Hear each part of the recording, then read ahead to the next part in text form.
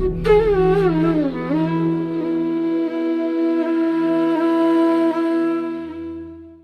एक प्रश्न था। हुँ। मैम, शारीरिक जो दर्द होता है, जो पेन होता है, क्या वो मिथ्या है, माया है? आपका उस पे क्या अनुभव है? देखिए, मेरा अनुभव ये कहता है कि जब तक हम अपने आप को शरीर समझते हैं, जीव समझते हैं, तब तक वो पेन बिल्कुल भी मिथ्या नहीं है। लेकिन जब हम साक्षी भाव से देखते हैं, मैं अपना अनुभव बताती हूँ, जब साक्षी भाव से उस दर्द को भी देखा गया, तो वो दर्द भी खत्म हुआ। तो एक तरह से हम ये कह सकते हैं कि दर्द होगा और उसका अनुभव भी होगा लेकिन प्रभावित नहीं कहेगा करेगा। ये भी मेरा अनुभव है। और मेरा अनुभव तो यहाँ तक है कि साक्षी में वो दर्द भी खत्म हुआ। साक्षी के साथ में शक्तियाँ भी काम कर रही थी या सिद्धियाँ भी काम कर रही थी, जो भी था, लेकिन साक्षी में वो पेन भी खत्म हुआ। तो हम ये भी कह सकते हैं कि पूरी बॉडी भी हील हो गई। तो बॉडी भी हील हुई और दर्द भी खत्म हुआ और वो बीमारी भी ठीक हुई। तो साक्षी में तो इतनी ताकत है। अब साक्षी कितना आपका शुद्धतम चल रहा है, उस पे भी निर्भर करता है। जैसे यदि हम अपने आप को बिल्कुल भी साक्षी भाव में हम नहीं हैं, हम साक्षी नहीं हैं, हम शरीर के भाव में हैं कि ये शरीर ही मैं हूँ, तो दर्द भी होगा और हम उस दर्द में लिप्त भी हो जाएँगे। थोड़ा और साक्षी अगर प्रगाढ़ होगा जब साक्षी, तो उस समय दर्द भी होगा, दर्द का अनुभव भी होगा, लेकिन प्रभावित नहीं कर रहा होगा। वो मात्र यंत्र में होने वाली गड़बड़ी इस तरह से लगेगा वो अनुभव। अनुभव तो होगा और एक और इसका चरण है कि वो दर्द भी ठीक हो जाएगा। तो मेरा अनुभव तो यहाँ तक है कि बॉडी में होने वाला दर्द तक ठीक हुआ। अब उसे आप हीलिंग भी कह सकते हैं। तो साक्षी में तो बहुत वो है। अब हम ये चीज़ कहते नहीं हैं कि साक्षी से ये होता है। क्योंकि फिर साधक साक्षी भाव को छोड़ के ये हो रहा है या नहीं हो रहा है इसमें लग जाता है। जैसे किसी को बोला जाए कि अच्छा आप ध्यान करो, तो अगर उसको पहले बता दें ध्यान में क्या-क्या होगा, तो वो ध्यान पे ध्यान नहीं जाएगा उसका। ये हो रहा है मुझे या नहीं हो रहा है, उस पे ध्यान चला जाएगा। और अगर वो नहीं हो रहा है तो उसे लगेगा मेरा ध्यान ठीक नहीं हो रहा और अगर हो रहा है तो फिर उसका अहंकार हो जाता है।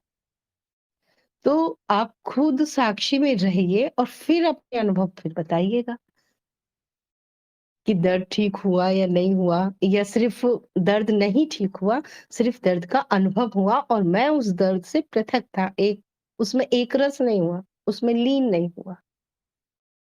या साक्षी भाव भी था, फिर भी दर्द हो रहा था और साक्षी भाव कहीं उड़ गया दर्द में। अब तो दर्द ही दर्द रह गया, पीड़ा ही पीड़ा रह गई। तो आप कुछ दिन प्रयोग करके देखें साक्षी का, फिर आप बताइए। गुरु और माँ इसी छोटे-छोटे बारे में मैं कुछ कहना चाहूँगी। हेलो। बोलिए। हाँ, बिल्कुल मैं आपकी इस बात से पूरी तरह सहमत हूँ। अभी 1 हफ्ते पहले मैं अपने एक बहुत क्लोज़ रिलेटिव से मिली और लगभग 70 के प्लस उनकी एज है। उनके चेहरे पे बहुत तेज था। उन्होंने एक छोटी-सी घटना बताई जबकि वो ज्ञान मार्गी भी नहीं है, कि वो छत पे कुछ सामान चढ़ा रहे थे और वहाँ से उनका पैर फिसला और वो छत से नीचे गिरे, मकान की छत से और उनका पाँव टूटा।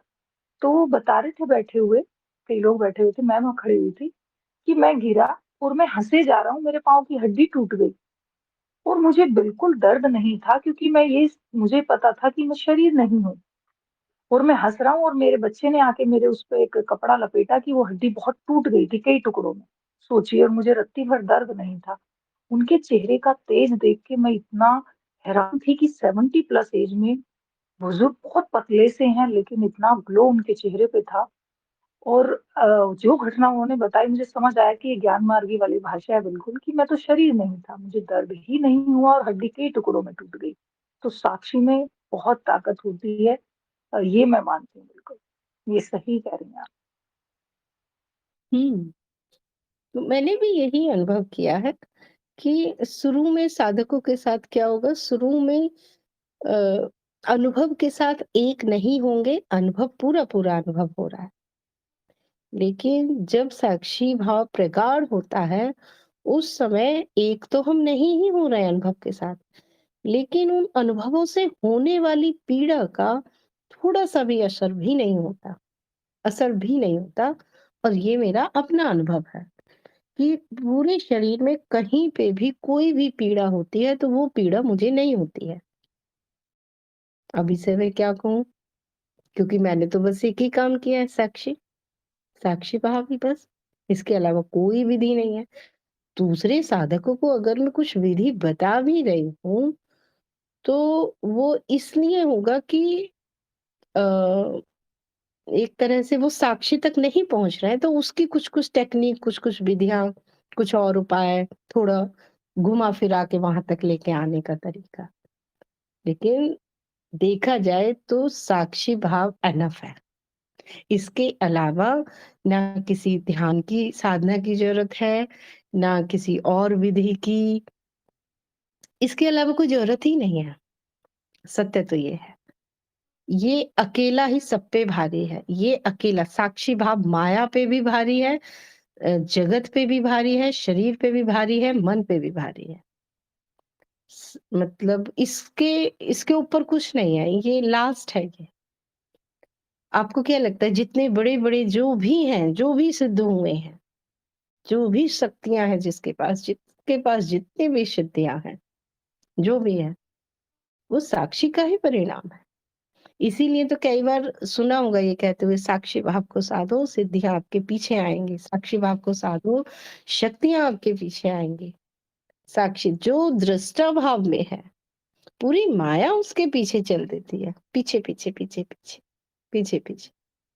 अब तो बस आप मुँह खोलो, क्या चाहिए? पूरा जगत उनके एक मैंने बताया था अभी तो 1-2 हफ्ते पहले ही मैंने बताया था कि गौतम बुद्ध को जब बोध हुआ तो खुद माया उनके सामने प्रकट हुई कि बताइए आप क्या चाहते हैं? हम आपकी कैसे सेवा कर सकते हैं? तो गौतम बुद्ध ने कहा कि अब तो वो समय गया जिसकी आप सेवा करते। अब कहाँ बचा हुआ है? कौन बचा हुआ है जिसकी सेवा करेंगे?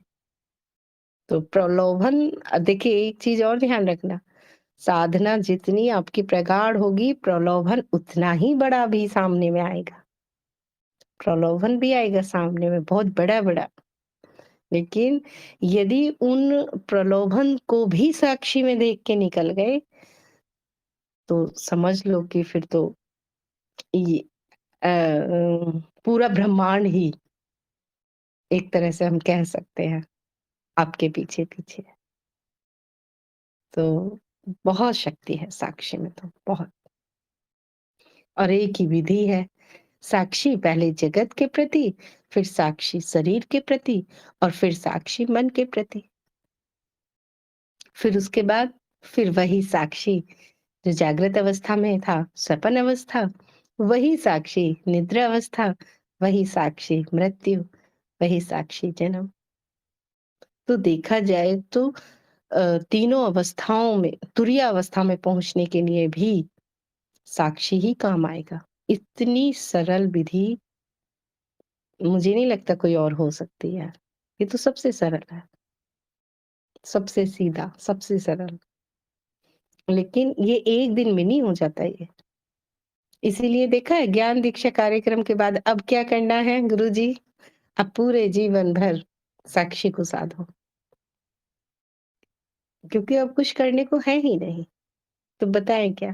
फिर भी कुछ-कुछ साधक पूछते हैं, कुछ बता दो, कुछ विधि, कुछ उपाय, तो फिर कुछ उनको झुनझुना दे दिया जाता है कि अच्छा ठीक है, अभी लगता है समय नहीं आया, अभी नहीं समझो इसका मतलब साक्षी की ताकत को।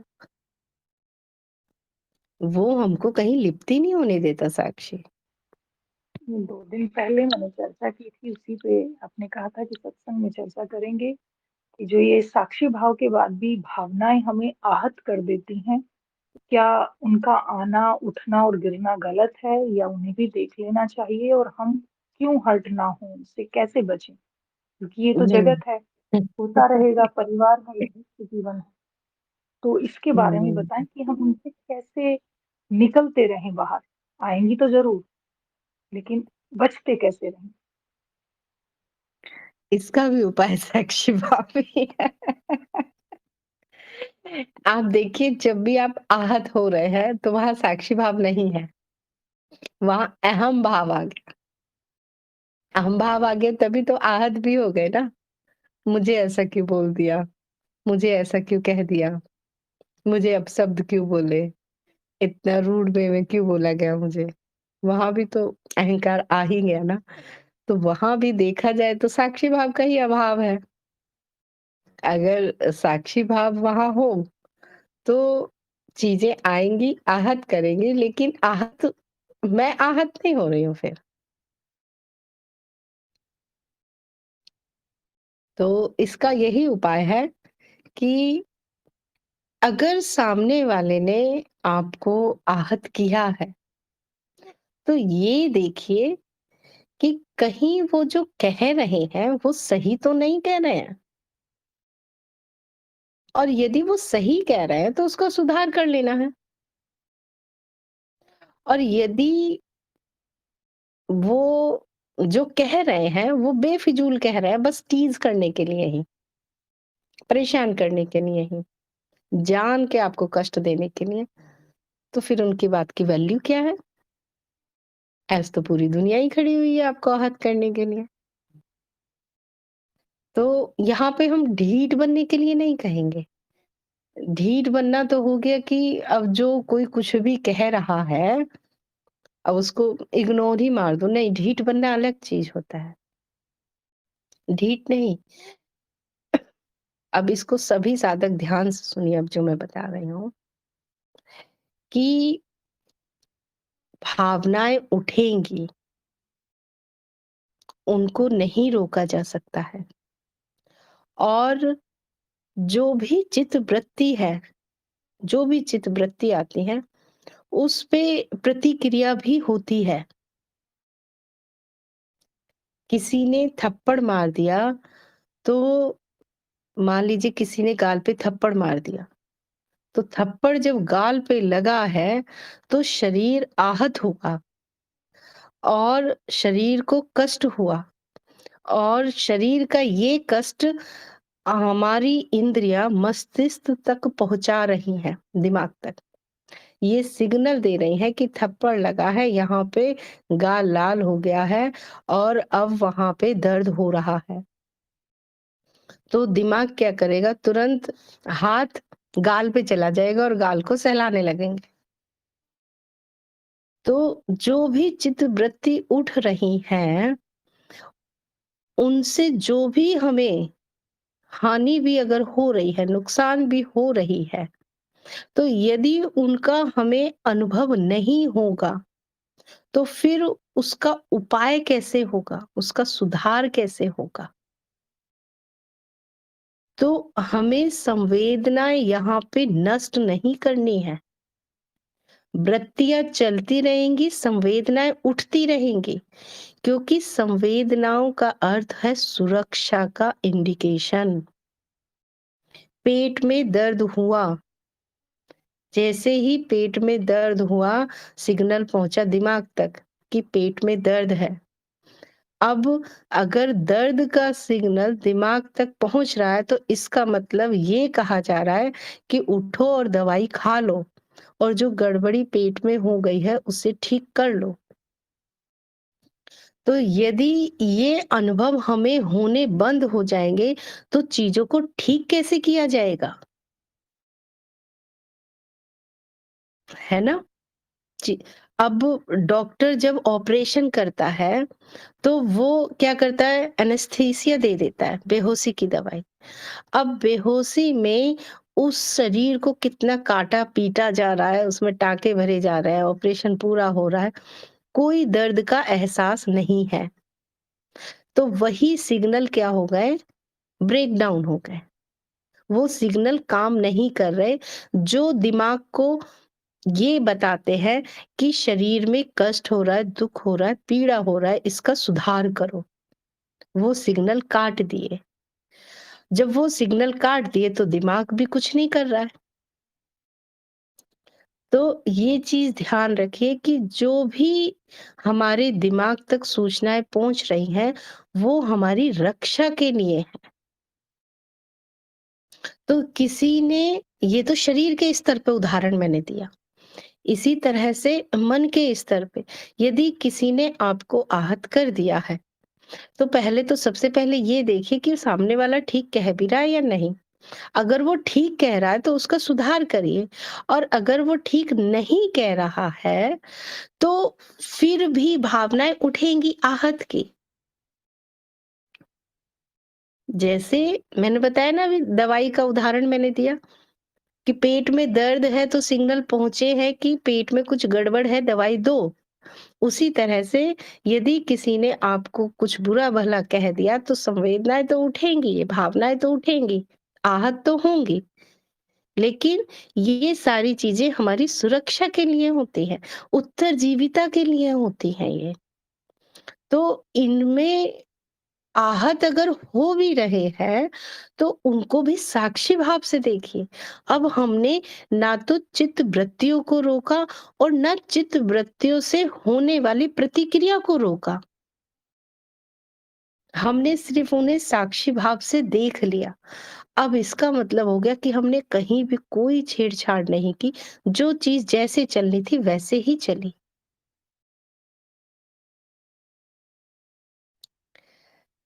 अगर किसी ने प्रशंसा की, तो शुद्ध चित्त नहीं कहेंगे यहाँ पे, तो एक कौन-सा चित्त कहें इसको? स्वस्थ चित्त। स्वस्थ शब्द अच्छा है। यदि मान लीजिए कि किसी ने हमारी प्रशंसा की, तो स्वस्थ चित्त जो होगा, वो प्रतिक्रिया करेगा मुस्कुराकर, अच्छा फ़ील करके। ये होगा स्वस्थ चित्त। यदि किसी ने गाली दी, तो वहाँ पर प्रतिक्रिया होगी नाराज़गी, खिन्न। ये हो गया स्वस्थ चित्त। अब इन दोनों क्रिया प्रतिक्रिया को देखना हो गया साक्षी भाव। यदि आप ऐसा कर रहे हैं कि किसी ने गाली दी और आपका चित्त प्रसन्न है, हँस रहा है, तो वो स्वस्थ चित्त नहीं है, तब वो विक्षिप्त चित्त हो गया। क्योंकि तब एक पागल ही ऐसा कर सकता है। तो जो वृत्तियाँ उठती हैं, उठने दीजिए। उन वृत्तियों पे जो प्रतिक्रिया होती है, वो भी होने दीजिए। हमें क्या करना है? हमें उन दोनों को देख लेना है ना? और जैसे ही हम इन दोनों को देखेंगे ना, तो क्रिया और प्रतिक्रिया दोनों अपने आप ही संभाव में आने लगेंगी। फिर जो परिणाम होगा, फिर ये परिणाम होगा कि फिर जो क्रिया पे जो प्रतिक्रिया हो रही थी, वो भी हमारी समभाव में आने लगेगी। जो बुरा पहले 2 घंटे तक लगता रहता था कि सामने वाले ने क्यों कहा, अब वो हो सकता है उसका समय काल 1 घंटे पे आ जाए, फिर आधे घंटे पे, फिर 1 मिनट पे, फिर 1 सेकंड पे। लेकिन क्रिया पे प्रतिक्रिया, ये तो स्वाभाविक है। हम उसके स्वभाव को क्यों छेड़ेंगे? हम दोनों को ही देख लेंगे। और जब साक्षी भाव में आओगे तो क्रिया और प्रतिक्रिया सब एक लाइन से सीधे हो जाने हैं। फिर हमें कुछ करना भी नहीं है, हमें कुछ नहीं करना। यदि किसी को ऐसा लगता है कि हम आध्यात्मिक हो गए, तो अब हम हँसना छोड़ दें, हँसी की बात पे भी हँसना छोड़ दें, तो वो स्वस्थ चित्त नहीं है फिर वो विक्षिप्त हो गया। भई हँसने की बात पे तो हँसोगे ही ना। या मैंने कुछ ऐसे भी साधक देखे हैं अब रोने की भी बात है, तो उसपे भी ठहाके मार के हँस रहा है। ये भी अब स्वस्थ चित्त नहीं है, ये भी विक्षिप्त चित्त ही है। रोने की बात पे रोना ही आएगा ना, तो अब उस रोने को भी नहीं रोकना है हमें। मैंने क्या कहा? भावनाओं को हमें रोकना नहीं है।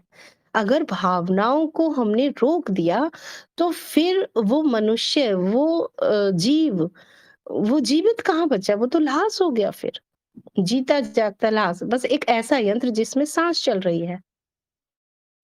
इसकी सुंदरता तो तभी है ना जब सभी वृत्तियां इसमें चलती रहें और सभी वृत्तियों को चलते हुए कोई देखता रहे।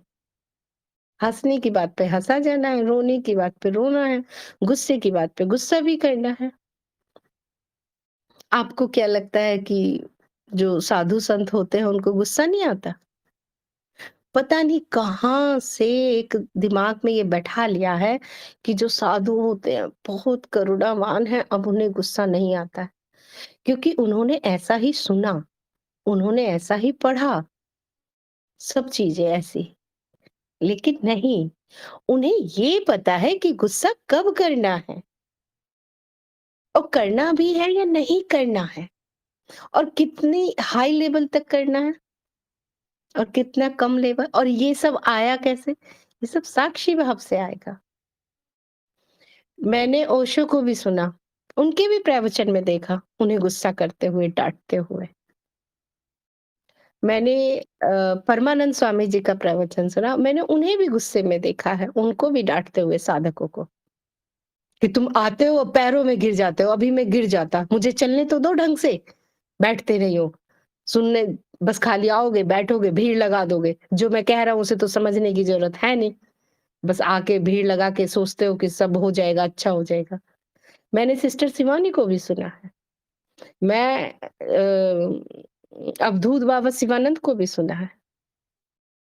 मैं वो प्रमाण बता रही हूँ जो मेरे अनुभव में है। अब मैंने किताबों में जो सुना है, जो लिखा हुआ पढ़ा है, वो किताब किसने लिखी है, क्या वो उनके अनुभव में लिखा गया है, क्या पता उन्हें भी आता हो गुस्सा। क्योंकि ज्ञान मार्ग तो यही कहता है ना, ज्ञान मार्ग क्या, ज्यादातर गुरु यही कहते हैं, वृत्तियों को कोई रोक थोड़ा ही सकता है। और यदि वृत्तियों को आप रोक भी रहे हैं, तो आप फिर नेचुरल नहीं बचे, प्राकृतिक नहीं बचे फिर आप। और जो जितना प्राकृतिक होगा, जो जितना स्वाभाविक होगा, जिसमें बनावट नहीं होगी, जिसमें लीपापोती नहीं होगी, वो ज्यादा अच्छा है, वो ज्यादा रियल है फिर। लेकिन हाँ, साक्षी भाव होने से हमें ये तो जरूर समझ आता है कि अभी हमें गुस्सा करना भी है या नहीं करना है। आता तो है, कहीं पे कैड़े शब्द बोलने भी है या नहीं। कुछ गुरुओं के कैड़े शब्द भी बड़ी मीठी भाषा में होते हैं, लेकिन बोल वो कैड़ा ही रहे होते हैं। आप जिसको समझना है समझ लो। तो वृत्तियों को नहीं रोका गया है, यहाँ तक कि क्रिया पे प्रतिक्रिया को भी नहीं रोका जा रहा है।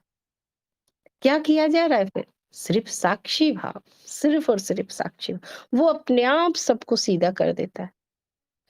वो इतना बेहतरीन तरीके से कार्य करता है कि हमें पता भी नहीं चलता कि रूपांतरण कब हो गया।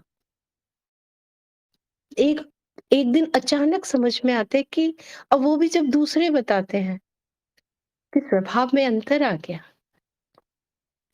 मतलब ये एक ऐसी विधि है जिसमें बदलने का प्रयास कुछ भी नहीं करना पड़ता और बदल जाता सब कुछ है।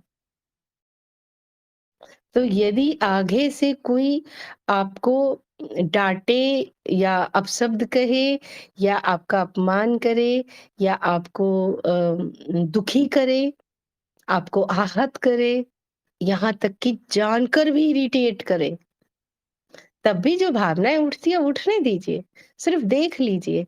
और देखने का परिणाम एक चीज़ मैं और बता दूँ आपको, साक्षी का परिणाम ये है, जो साक्षी के सामने में आता है, साक्षी उसको भस्म कर देता है।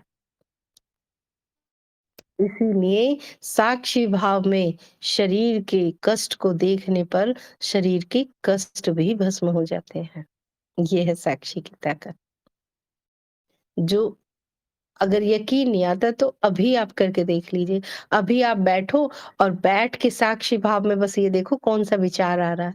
मजाल है जो एक भी विचार आ जाए, एक भी नहीं आ सकता, एक भी नहीं। ये है साक्षी की ताकत। तो अननेसेसरी तो वैसे ही गिरता चला जाएगा साक्षी में। खूब आराम से बैठ के अभी प्रैक्टिकल करके देख लो कि अच्छा बैठते हैं शांति से और अब देखते हैं कौन-सा विचार आने वाला है। देखिए ज़रा कौन-सा आ रहा है, एक भी नहीं आएगा विचार, एक भी नहीं। और शिव भगवान की जो तीसरी आँख है ना, जिसमें कहते हैं सब भस्म हो जाता है। शिव भगवान की तीसरी आँख जब खुलती है, सब भस्म हो जाता है। वो तीसरी आँख का अर्थ ही साक्षी भाव है, जिसमें एक कहानी में है कि शिव ने कामदेव को भस्म कर दिया। इसका क्या अर्थ हुआ? इसका अर्थ हुआ कि जब वो ध्यान करने बैठे, तो उनमें सेक्स की भावना उठी, काम की भावना उठी। और जैसे ही उन्होंने साक्षी में देखा, कहानी में क्या लिखा हुआ है? यही लिखा हुआ है कि शिव जी ध्यान कर रहे थे, भगवान कामदेव जो है, कामदेव देवता वो आए और वो शिव जी के उनकी तपस्या भंग करने आए और शिव जी ने उन्हें तीसरी आँख से देखा और कामदेव भस्म हो गए। लेकिन क्या है ये? ये है कि शिव जी जब ध्यान कर रहे थे, तो काम वासना उठी और ये तो बहुत सामान्य-सी बात है। कितने साधकों का अनुभव होगा, जब वो अध्यात्म में आते हैं, किसी साधना में आते हैं, तो काम वासना बहुत बढ़ जाती है, बहुत बढ़ जाती है और लगभग सभी का अनुभव ऐसा रहा होगा। तो वहाँ पे क्या? साक्षी भाव, जो इस साक्षी भाव के सामने में आता है, सब भस्म हो जाता है, कुछ नहीं बचता। और जो कहा गया है इसको आप अपने जीवन में जो मैंने कहा उस पे प्रमाणित की ठप्पा आपको लगाना है अपने अनुभव से। ठीक है? आगे मधु जी कहते हैं जो संत होते हैं वो गुस्सा दिखाते हैं पर वो उससे प्रभावित नहीं होते। आम जनता गुस्से से स्वयं ही ग्रस्त होते हैं। हाँ, ये बात तो है। उनका गुस्सा होना ना होना के बराबर है।